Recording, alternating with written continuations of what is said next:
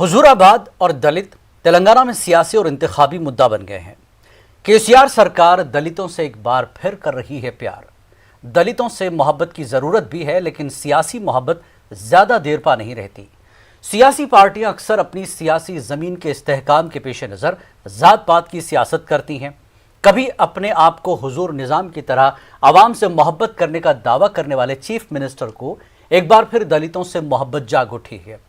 Chief minister के चंद्रशेखर राव ने दलित बंधु स्कीम के तहत दलितों की समाजी व माशी हालत को बेहतर बनाने के लिए हर दलित खानदान को 10 लाख रुपए की मदद का ऐलान किया।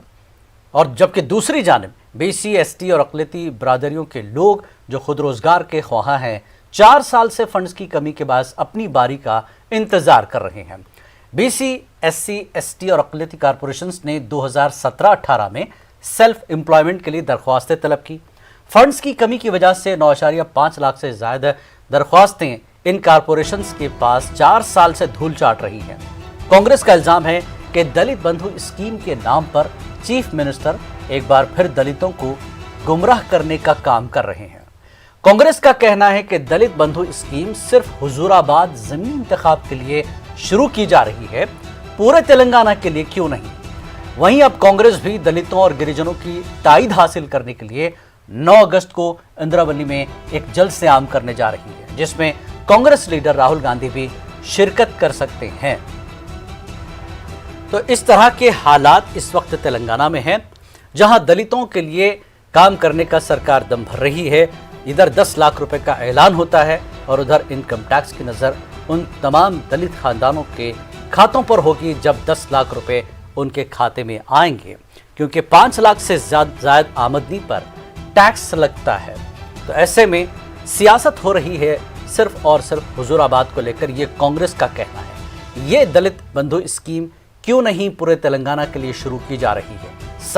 सारा फोकस, सरकार की सारी नज़र और सारे काम इस वक्त जोरों शोर से अगर कहीं तेलंगाना में चल रहे हैं तो वो है हुजूराबाद में। हालिया दलित अवाम के साथ, दलित लोगों के साथ चीफ मिनिस्टर की मुलाकात और उनसे हमदर्दी का इजहार और उनके अपलिफ्टमेंट के लिए बुलंद बांग दावे। अच्छी बात है, दलित एक पिछड़ा समाज है, उन्हें इस वक्त अपलिफ्टमेंट की ज़रूरत है, आगे बढ़ाने की बेहद ज़रूरत है। लेकिन सियासत के पेश नज़र, इंतखाबी मुद्दे के पेश नज़र इस तरह की सियासी चालबाजियाँ क्यों हो रही हैं, कांग्रेस का इल्ज़ाम लग रहा है। लेकिन कांग्रेस भी पीछे नहीं है। कांग्रेस भी इस वक्त पूरे इंतखाबी मूड में है। वो हर तबके के लिए काम करने का वादा कर रही है, लेकिन वो भी फिलहाल दलित और गिरिजनों को साथ लेकर उनकी ताईद हासिल करने के लिए तकरीबन 18 असेंबली हल्क़ात में उनके कांग्रेस के तमाम कायदीन मुतहर्रिक हो चुके हैं।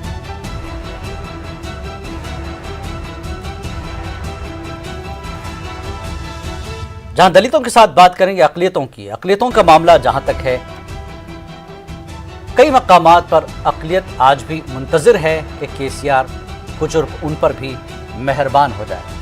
और जहां तक हुजूराबाद की बात करें तो TRS के लिए काफ़ी नाराज सरगर्मियां देखने को मिल रही हैं, जो दरअसल बनी हुई है। और बाहर से आने वाले लोग इस वक्त TRS में अपनी जगह, अपनी सियासी ज़मीन को मजबूत करने में लगे हैं।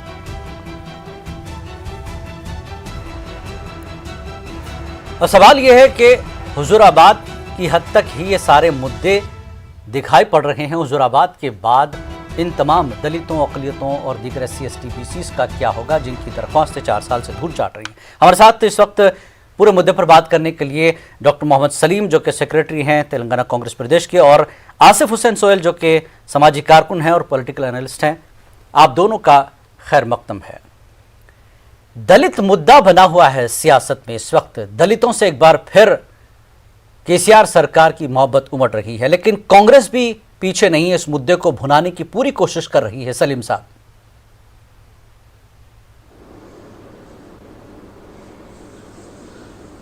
जी।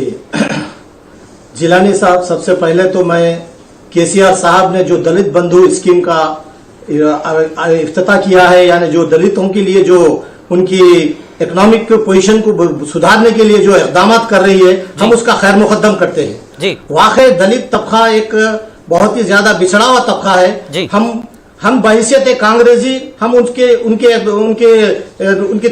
लिए तामीरी इकदाम या उनके अपने डेवलपमेंट के लिए जो भी कोई भी हुकूमत अगर करेंगे तो हम उसका खैर मुकद्दम करेंगे जी। लेकिन साथ में सिर्फ इलेक्शन को मद्देनजर रखकर या कोई और अपने मकासद को रखकर पीछे से जो एक खाली वादा कर देना और उसके साथ में जो है अपने वादा निभाने का, वादा तोड़ने में जो केसीआर साहब की जो महारत है वो कोई और लीडर में नहीं है।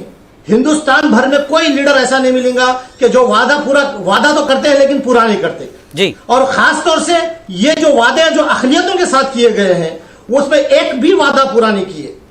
मैं आपको वादे, अगर आप मुझे बोले तो मैं वादे से टाइम गिनाते चलूं जी कि सबसे पहले तो 12% तहफ़्फ़ुज़ात मुसलमानों को 4 महीने में देने का वादा किया जी, लेकिन आज 84 महीने हो गए लेकिन वो उसकी तरफ कोई तवज्जो नहीं है जी। तो मैं ये बोल रहा हूं, जब टेक्निकल गलती है, जब टेक्निकली आप अगर मुस्लिम तहफ़्फ़ुज़ात को 12% नहीं दे सकते तो केसीआर साहब माफी मांग ले, तेलंगाना के मुसलमानों से, तेलंगाना की अक़लियतों से माफी मांग ले ठीक कि हम वही मैं गलती हो गई मेरे से कि मैं जो है बगैर सोचे समझे जो जबान पे आया वो बोल दिया, मैं 12% तहफ़्फ़ुज़ात नहीं दे सकता, मुझे माफ करो, मैं कुछ और तहफ़्फ़ुज़ात बढ़ूंगा या मैं कुछ और आपको इंसेंटिव्स दूंगा, आपको दूसरे फवायद पहुंचाऊंगा, ये जो है जरूरी है। लेकिन वो अपने उस तरफ कोई तवज्जो ही नहीं दे रहे, खाली लॉलीपॉप देके हमारे साथ श्रीधर रेड्डी जो कि टीआरएस के स्पोक्सपर्सन हैं, तर्जुमान है, वो भी जुड़ चुके हैं। श्रीधर जी, आपका भी स्वागत है, खैर मकदम है। सर, दलित इस वक्त इंतखाबी मुद्दा, सियासी मुद्दा बनी है। कांग्रेस का कहना है कि कभी आप अक़लियतों से दावे वादे करते हैं, फिर अब दलितों से आप वादे करते हैं। आप किस चीज पर कायम हैं? आखिर किस हर तबके की बात करते करते सियासत आती है तो कभी दलित सामने आता है, कभी अक़लियत सामने आती है। श्रीधर जी, नहीं, ये गलत बात है। अगर इलेक्शन के लिए दलित बंधु लाया बोल के जो हमारे कांग्रेस के साथी बोल रहे हैं वो गलत बात है जी। इससे पहले असेंबली में भी इसका वायदा किए थे और बजट में भी इसका एलोकेशन की प्रस्ताव किए थे। हम एक कोरोना की वजह से सामने नहीं आया था। फर्स्ट वेव कोरोना के बाद इमीडिएटली ऑनरेबल चीफ मिनिस्टर साहब ने इसका दावा किया था और जो एससी एमएलएस है, कॉर्पोरेशन चेयरमैन है और एससी लीडर्स है पार्टी के, सभी लोगों से मीटिंग करके इसका प्रस्ताव करने के बाद, इसका कॉन्सेप्ट डेवलप करने के बाद एक ऑल पार्टी मीटिंग भी बुलाया, आपने देखे हैं जी। सभी पार्टियों के जो लीडर्स आए थे, सभी का राय लेने के बाद जी इसका यूनिट कास्ट जो 10 लाख की बात किए थे उसको तय किए और आज पब्लिक के सामने लाए।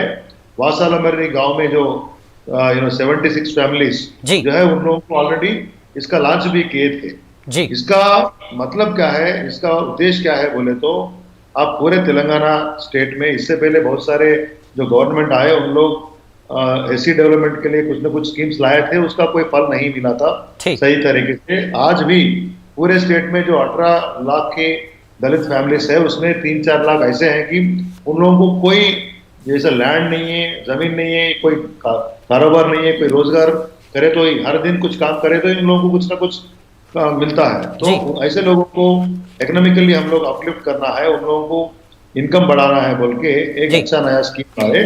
इसको इलेक्शन के लिए लाए और पहले ये बोले थे वो बोले थे, ऐसी चीज़ें बात करके इसका जो प्रेस्टीज है, इसका जो इंटेंशन है, इसका जो इंटेंसिटी है उसको कम कराने की कोशिश मत करना। मेरा कहने का मतलब क्या है, आप लोग दूसरे चीजों पे ऊपर बात करिए मगर एक अच्छे सोच के साथ जो स्कीम लाया है इसका स्ट्रेटजर पूरा कम करके बात करना गलत बात है। यस, अपने जो मुस्लिम्स के रिजर्वेशंस के बारे में या दूसरे चीजों में असेंबली में इसका पूरा समर्थन करके हम लोग सेंट्रल गवर्नमेंट को भेज दिए हैं। उन लोग खिलाफ हैं, उन लोग ये काम करने नहीं दे रहे, वो अलग बात है। मगर ये टाइम पे इलेक्शन आना एक इत्तेफाक है। इलेक्शन अभी कोई प्लान करके इलेक्शन लाया नहीं है। राजेंद्र जी को मिनिस्ट्री से हटाया गया, उन इस्तीफा देके गया, इसलिए तो इलेक्शन आ रहा है। बिल्कुल, दलित बंधु से पहले कभी 1 साल से पहले बात ठीक है। ये इलेक्शन सरकार की तरफ से तो नहीं आया, ठीक है, इटलर राजेंद्र की वजह से आया। आसिफ हुसैन सोहेल, आप समाजी खिदमत अंजाम देते हैं, हर तबके में आपका जो है काम जो है आप करते रहे हैं। दलित के ऊपर भी सियासत हो रही है, कांग्रेस कभी दलित के साथ अभी खड़ी नजर आ रही है, ये भी कह रही है कि दलितों को आगे बढ़ाना चाहिए, सरकार भी वही काम कर रही है। केसीआर जब अकलियतों की बात करते हैं तो कहा जाता है कि अकलियतों की मुंह भराई कर रहे हैं, अब दलितों के लिए काम कर रहे हैं तो कह रहे हैं कि दलितों के साथ जो है इलेक्शन की वजह से ये सब कुछ हो रहा है। कैसे देखते हैं इस पूरे पस मंजर को आप? अकलियतें क्या कहीं पिछड़ रही हैं? देखिए, एक ये बाय इलेक्शन का ट्रेंड जो सो पूरे मुल्क भर में एक अच्छा मैसेज गया है तेलंगाना से।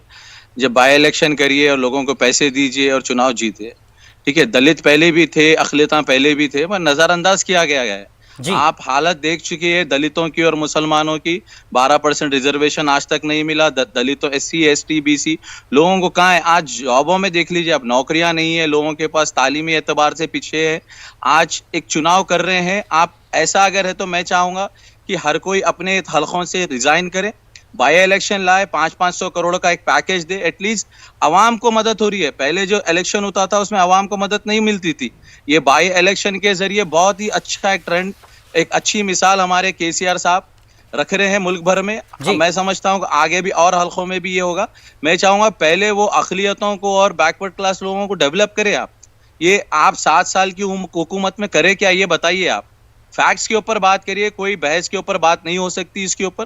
फैक्ट्स के ऊपर बोल रहा हूं। आप एजुकेशन पॉइंट ऑफ व्यू से बताइए, एम्प्लॉयमेंट पॉइंट ऑफ व्यू से बताइए और बिजनेस पॉइंट ऑफ व्यू से बताइए। आज पूरा स्टेट एक माइनस में जा रहा है, इतने करोड़ों हजारों करोड़ों का खर्चा हम पर आ चुका है, ठीक है। उसके ऊपर आप ये बहुत अच्छा स्टेप है, 500 करोड़ जो दे रहे हैं 5000 फैमिलीज को, और भी लोगों को दिया जाना चाहिए, माइनॉरिटीज को भी दिया चाहिए, SC ST BC को भी देना चाहिए, बिजनेस के लिए लोन्स भी देना चाहिए। ऐसी बाय इलेक्शंस आते जाएं हमारे पास जी, और बैकवर्ड क्लास और माइनॉरिटीज का डेवलपमेंट होता जाएगा। मगर इसके हटके तो कोई डेवलपमेंट मुझे दिखा नहीं है पिछले 7 साल में। सिर्फ अल्फाजी और बयानी डेवलपमेंट हमने देखा है सर। और सौम्य बड़ा धोखा हमारे साथ 12% का रिजर्वेशन का धोखा दिया गया। और रही कांग्रेस की बात, कांग्रेस ने किया है डेवलपमेंट, आपने भी देखा है, मैंने भी देखा है। अकलियतों का भी डेवलपमेंट किया है कांग्रेस ने, बैकवर्ड क्लास को भी डेवलपमेंट किया है। इसको हम नजरअंदाज नहीं कर सकते, पर जितना होना था उतना हुआ नहीं है। और आगे आज हम एक कंस्ट्रक्टिव काम करें, एक अच्छी टीम फॉर्म करें कि हमारे स्टेट के अंदर कैसा डेवलप करे। अवाम बहुत परेशान है, आज रोजगार के लिए परेशान है, खाने के लिए परेशान है। केसीआर की अकलियतों के लिए जो शुरुआत की गई थी, जो अभी तक जो स्कीमें चल रही हैं, उसको क्यों नजरअंदाज किया जा रहा है? कहां पे चल रही है साहब, मेरे को बताइए। खाली वो फाइलों में बनी है। हजारों करोड़ का स्कैम वक्फ बोर्ड में किया गया है, टिमरिस में हो रहा है।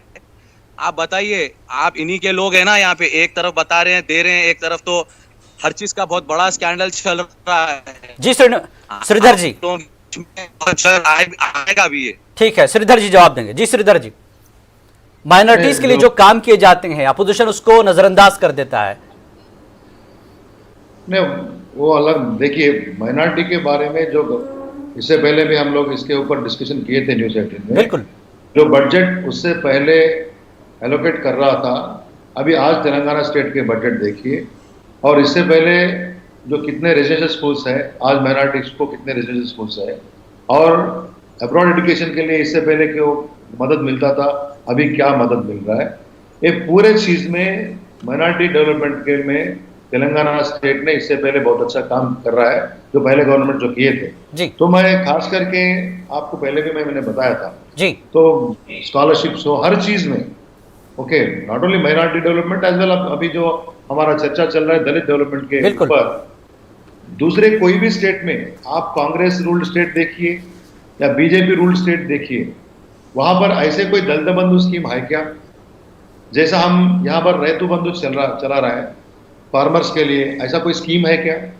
जो रैतु बीमा इंश्योरेंस स्कीम पर दी। स्टेट कोई पार्टी का नहीं होता, गवर्नमेंट का होता है। जब गवर्नमेंट चुन के आ जाती है, वो तो सभी की गवर्नमेंट होती है, चाहे वह कांग्रेसी हो या नॉन कांग्रेसी हो, हर किसी के लिए आप करना पड़ेगा। आप ये नहीं बोल सकेंगे कि ये कांग्रेस रूल स्टेट्स देखो, बल्कि नहीं। आसिफ हुसैन क्या बोल रहा है? श्रीधर वही तो बता रहे हैं कि हर तबके के लिए सरकार का काम है, और जैसे जब तबकात को, जिन तबकों के लिए काम करने की जरूरत आएगी, काम चल रहा है।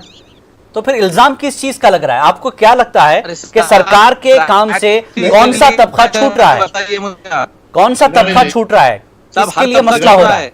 हर तबका, मैं चाहे आप मैं एक अक़लियतों की बात नहीं कर रहा हूँ, मुसलमान भी छूट रहा है, हिंदू भी छूट रहा है, ईसाई भी छूट रहा है, क्रिश्चियन भी छूट रहा है, हर कोई छूट रहा है। सलीम साहब, दिक्कत क्या है अगर दलितों के लिए सरकार एक स्टेप ले रही है तो दिक्कत क्या है? ऐसा लगता है कि कोई और तबके छूट रहे हैं? जी नहीं साहब, जी साहब, हम उसका खैर मुकद्दम कर रहे हैं साहब, हम कांग्रेसी जो है उसका खैर मुकद्दम कर रहे हैं। जैसा श्रीधर साहब बोले कि उनके डेवलपमेंट के लिए कर रहे हैं, तो मुसलमानों की डेवलपमेंट की क्या हालत है? ना रहने घर है, ना खेती के लिए जमीन है, ना बच्चों को जॉब है, ना मुसलमानों के लिए जॉब है। आज मुसलमानों की अक्सरियत जो है लेबर तबका है। आज जो है रिक्शा चलाना, पंक्चर की दुकान बनाना, छोटे मोटे कारोबार करना, उसके लिए भी अखिलती फाइनेंस कारपोरेशन से हमारे को लोन नहीं है साहब। जितना भी माइनॉरिटी का, और सबसे बड़ा केसीआर साहब का तोहफा हमारे लिए यह है कि पहले जो 2000 करोड़ रुपए बजट अखिलती बजट था, अब वो घट के 1600 करोड़ हो गया। तो अब अंदाजा इससे लगाइए कि बजट को बढ़ाना चाहिए, लेकिन केसीआर साहब आहिस्ता आहिस्ता बजट को कम कर रहे हैं, और वो 1600 करोड़ भी कभी मुकम्मल पूरा नहीं होता, कभी मुकम्मल बजट रिलीज नहीं होता। ठीक, श्रीधर जी एक शिकायत ये भी है कि माइनॉरिटी कारपोरेशन से जो कर्जों के लिए दरख्वास्त दी गई थी अक़लियतों के लिए 2014-15 में आखिरी बार जो है उनसे जो है दरख्वास्त ली गई थी, ठीक है, उसके बाद वो काम जहां का रुका हुआ है। तो लगता है कि आप एक तबके के लिए दूसरे तबके को नजरअंदाज कर देते हैं। 1.5 लाख दरखास्तें ज़ेर-ए-इल्तवा है। जी देखिए, मैं क्या बोल रहा हूँ, इल्जाम लगाना बहुत आसान की बात है जी। जब मैंने दूसरे गवर्नमेंट से, दूसरे स्टेट से कंपेयर किए, तो दूसरे जो भाई साहब बात किए थे वो बीच में आके कुछ आप बात कर रहे हैं। मैं क्या बोल रहा हूँ, आसिफ हुसैन सोहेल हैं, वो एक्टिविस्ट हैं, सोशल एक्टिविस्ट हैं। तेलंगाना के लिए हम लोगों ने जी साहब, सुनिए जी नहीं साहब, श्रीधर साहब, हम तेलंगाना के लिए, हम भी मुसलमान भी बहुत कुछ करे हैं, हमको हमारा हिस्सा चाहिए, हमको तेलंगाना के। ठीक है श्रीधर, आपका जवाब देंगे। सलीम साहब, श्रीधर रेड्डी आपका जवाब देंगे। जी श्रीधर जी, डेवलपमेंट में हर एक का मदद है, मदद चाहिए, मदद रहेगा। केसीआर साहब के साथ ये मदद सभी लोगों का जारी रहेगी। हम गवर्नमेंट ये कमिटेड है कि हर जो फार्म है, हर जो सेक्शन है, उन लोगों के डेवलपमेंट के लिए कमिटेड है। इसी से इसके सिलसिले में मैं बोलना क्या चाह रहा हूँ जी, इससे पहले जो गवर्नमेंट्स किए थे उससे हमारा बजट ज्यादा है। जो एजुकेशन लेवल में, एजुकेशन सेक्टर में बढ़ोतरी के लिए रेजिडेंशियल स्कूल्स नया बनाए हैं और अब्रॉड एजुकेशन की सपोर्ट दी जा रही है, और हर सपोर्ट मिल रहा है। पिछले 2 साल से जो कोरोना की वजह से हर स्टेट का, पूरे देश का, पूरे मुल्क का जो है इकोनॉमिकल स्टेटस थोड़ा कम होने से कभी कभी आपको थोड़ा कम नजर हुआ होंगे, मगर state is committed to develop the minorities जी, वो आप पहले से भी जानते हैं जी। और not only minorities, dalits, backward caste and even the sections who are poor, जो लोग गरीब हैं ओसीस में, जनरल सेक्शन में, उन लोगों को भी डेवलपमेंट करने में गवर्नमेंट कमिटेड है। हम लोग बोलने के लिए बहुत कुछ बोल सकते हैं, मगर तेलंगाना स्टेट में जो डेवलपमेंट हुआ था जी, वो कंपेयर करें तो पिछली गवर्नमेंट से ये बेहतर है। आप लोग आसिफ हुसैन सोहेल, पिछली सरकार और इस सरकार के कामों में, चाहे वो किसी भी तबके के लिए किया गया हो, क्या लगता है कि कौन सा तबका है जो छूट रहा है इस सरकार से, या कौन नजरअंदाज हो रहा है, या सियासत होती है सिर्फ? जिलानी साहब देखिए, इन्हों बेहतर कर सकते बोल के इनको आवाम चुनकर लाइए, इनको केसीआर की गवर्नमेंट को जी। आपको अल्फाजी जुमलेबाजी बयान करने से कोई चीज मिलने वाली नहीं, आप प्रैक्टिकली बता देना भाई, आप फैक्ट्स के ऊपर बता दीजिए, आप रिपोर्ट्स बता दीजिए हमें, कौन सी कम्युनिटी को आपने डेवलपमेंट किया है। ना आपने मुसलमान को डेवलपमेंट किया है, ना हिंदू को किया है, ना ईसाई को किया है, ना बैकवर्ड क्लास को किया है, सिर्फ आप हमेशा वोट के लिए इस्तेमाल करते गए। आज हम भी हमारी हिस्सेदारी की लड़ाई के लिए हम लड़ रहे हैं, हम भी बराबर है, हम कोई दूसरे नंबर के शहरी नहीं है।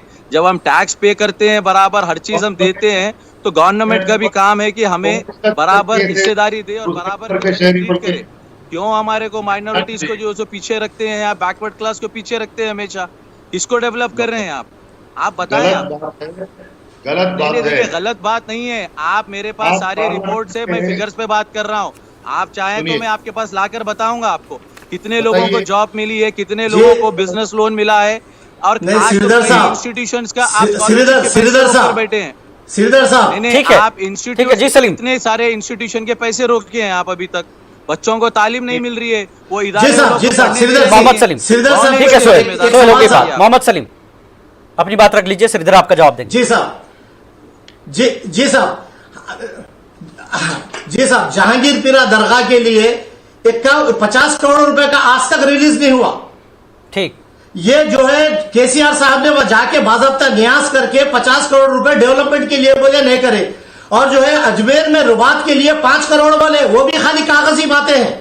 जो भी मुसलमानों के साथ वादा करते हैं सिर्फ खाली खुश करने के लिए करते हैं, और हमारे अखिलियती जो टीआरएस के कायदीन है उनका हाथ चूमना, उनको इमाम जामीन बांधना, खुश कर देना, बस यही काम है। हमारे कोई लीडर में इतना दम नहीं है। अखिलियती लीडर टीआरएस के लीडरों को चैलेंज कर रहा हूं आज मैं इस मंच से चैलेंज कर रहा हूं कि जाके केसीआर साहब से एक बार मिलकर रिप्रेजेंट कर लीजिए। केसीआर किसी को टाइम ही नहीं देते, सिवाय उनको अपने खानदान या अपने देखिए टाइम देना की अलग चीज है, लेकिन सरकार के काम बताइए, सरकार के ऐसे कौन से काम है जो आपको ठीक नहीं लगते? काम तो कुछ श्रीधर तो बता ही रहे हैं, टिमरीज आपके लिए है, माइनॉरिटी कॉर्पोरेशन आपके लिए है, हमारे लिए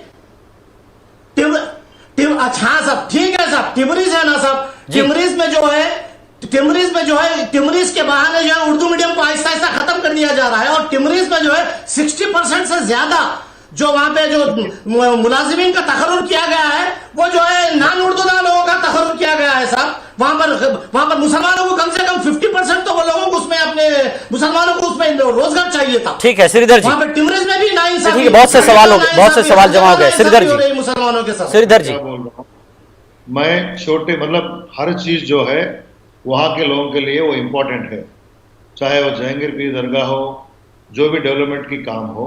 मर के क्या बोल रहा हूँ, एक ब्रॉडर अप्रोच में, एक ब्रॉडर कॉन्टेक्स्ट में आप देखे गए तो पिछले 10 साल में जितना यूनाइटेड आंध्र प्रदेश में कांग्रेस गवर्नमेंट खर्च किए थे उससे 2 गुना हम लोग ये 7 साल में खर्च किए थे माइनॉरिटी डेवलपमेंट के ऊपर। नंबर 1। अरे साहब आप नंबर 2 पार्टी वाइज को कंपैरिजन क्यों कर रहे हैं? आप काम की बताइए, उन्होंने ऐसा करे हम कैसा करे?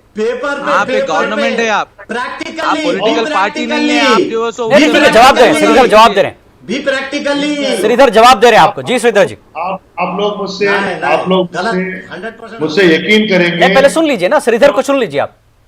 जो आप लोग मुझसे यकीन करेंगे कि हम गवर्नमेंट के तरफ से हैं, जो पार्टी गवर्नमेंट को रिप्रेजेंट करता है, इसलिए मैं आपको बता रहा हूँ, रिस्पॉन्सिबिलिटी से बता रहा हूँ। आप जो रेजिडेंशियल स्कूल एजुकेशन सेक्टर में जो माइनॉरिटीज के डेवलपमेंट के लिए गवर्नमेंट जितना कमिटमेंट जो दिया है, जितने स्कूल्स हमने रेजिडेंशियल स्कूल्स माइनॉरिटीज के लिए बढ़ाए हैं, आप लोग नंबर जान लीजिए। जो पिछले की गवर्नमेंट, कोई भी गवर्नमेंट, कांग्रेस, टीडीपी कुछ भी नहीं करे हैं जी। और जो कल्चर है, जो माइनॉरिटीज के, जो मुस्लिम कल्चर हो या वो जो अदर माइनॉरिटीज, क्रिश्चियंस और any other minorities in the state, इससे पहले उन लोगों के कल्चर को प्रोटेक्ट करने में, उन लोगों के जो त्योहार है, या रमजान हो या क्रिसमस हो या दूसरे जो फेस्टिवल्स, जितना इंपॉर्टेंस केसीआर साहब की गवर्नमेंट दे रही है वो पहले कभी दिए थे नहीं, खाली उन लोग जबान से बोल देते थे। उसके बाद रमजान में कपड़े देने से मुसलमानों का डेवलपमेंट नहीं होता। रमजान में कपड़े देने से मुसलमानों को डेवलपमेंट नहीं होता। मुसलमानों का डेवलपमेंट एजुकेशन और जॉब से होता, जॉब से होता। बात किए हैं, इससे पहले कोई भी वैसी बात करने के लिए उन लोगों को दम भी नहीं था। हमारे चीफ मिनिस्टर साहब ने यहाँ पर इस्लामिक कन्वेंशन सेंटर एक बहुत बड़े पैमाने में करने वाले थे। मैं क्या बोलूं, ऐसे बहुत बड़े चीज है, हम लोग इससे पहले भी डिस्कस किए थे। कांग्रेस होने की वजह से या कोई दूसरों को डिफरेंस ऑफ ओपिनियन रहने की वजह से अगर गवर्नमेंट जो काम किए हैं माइनॉरिटी डेवलपमेंट को आप कम करके दिखाना चाहते हैं, वो आपका ओपिनियन है। ठीक है, आसिफ हुसैन सोहेल, आपको क्या लगता है कि दलितों के साथ अकलियतों के अपलिफ्टमेंट के लिए सरकार को क्या करना चाहिए? मुतालबा, इल्जाम तो लगते रहे, लेकिन आपका मुतालबा, आपकी तजवीज क्या है सरकार के लिए? जिलानी साहब, मैं आपको ये बोलना चाहूंगा, जिलानी साहब, मुझे तालीम चाहिए, मुझे नौकरी चाहिए, मुझे घर चाहिए, मुझे रोटी चाहिए। सुनिए, ये इनकी सरकार सिर्फ स्कैमों में मुख्तला है। हमने अनीसुल गुरबा का इशू उठाया, आज तक वो बच्चों को ये लोग बता नहीं सके गए कहाँ बच्चे। ठीक है, तिमरीज के अंदर काफी स्कैम्स हो रहे हैं। पहले इंटरनली इनके पास उसको आप सीधा करें। आप पहले इंटरनली इनके जो ड्रॉबैक्स है खत्म करे और एक कंस्ट्रक्टिव प्रोग्राम लाए। हम खिलाफ की बात नहीं कर रहा हूं मैं, ठीक है, आप हमें साथ लेके चले, हमें पीछे क्यों छोड़ रहे हैं आप? ठीक है, लास्ट कमेंट श्रीधर जी। हिस्सेदार है दलितों के साथ अकलियतों के जो रुके हुए काम है उसको सरकार कब करेगी? सिर्फ वादे हो रहे हैं। नहीं, देखिए गवर्नमेंट में आप कहाँ पीछे छोड़ के गए थे, और दूसरे जो पार्टीज है उन लोगों का बोलना कुछ अलग है। आज आपके तरफ सलीम साहब और सोहेल का मुतालबा यह है कि रोजगार, नहीं, तालीम, रिजर्वेशन, ये आपकी सरकार के वादे हैं। तालीम, घर, गरीबों के लिए घर कर सकते हैं, वो बताएं आप। घर, गरीबों के लिए घर। ठीक है, लास्ट कमेंट श्रीधर जी। तेलंगाना स्टेट के जो डबल बेडरूम जो कंस्ट्रक्शन होते जा रहे हैं, इंफ्रास्ट्रक्चर एडिशन होते जा रहे हैं, ठीक, और रेगुलर जो इंडस्ट्रीज की अपने पास जितने नए आ रहे हैं, ये हर चीज में हर जगह माइनॉरिटीज, नॉट ओनली मुस्लिम्स। चलो हम उम्मीद करते हैं कि दलितों को आगे बढ़ाया जाए, इसमें कोई जो है कबात नहीं है। हर कोई चाहता है कि दलितों की तरक्की हो, लेकिन साथ में अकलियतें नजरअंदाज ना हो। जो वादे सरकार ने किए हैं उन वादों को अमलाया जाए। आप तीनों मेहमानों का बेहद शुक्रिया इस पूरे मुद्दे पर बात करने के लिए। आदाब।